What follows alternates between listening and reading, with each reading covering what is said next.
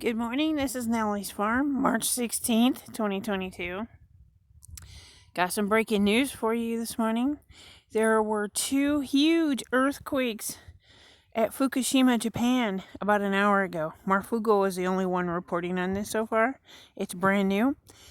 This is pretty disturbing, guys, because Fukushima has been leaking for over 10 years. They don't talk about it in the mainstream news, but scientists have already determined it's an ELE, an extinction level event. Produce on the west coast, shows up extremely, with huge levels of radiation, people's hair falling out. They just don't talk about it. Honestly, I think that was done on purpose, but that's another video. But anyway, there is a tsunami alert. I don't know, a lot of times nothing happens and it goes away. So these earthquakes were above 6.0, and the USGS routinely downgrades them immediately. So we'll see what they say. But anyway, I wanted to let you know this isn't good because it's going to spread that radiation even further.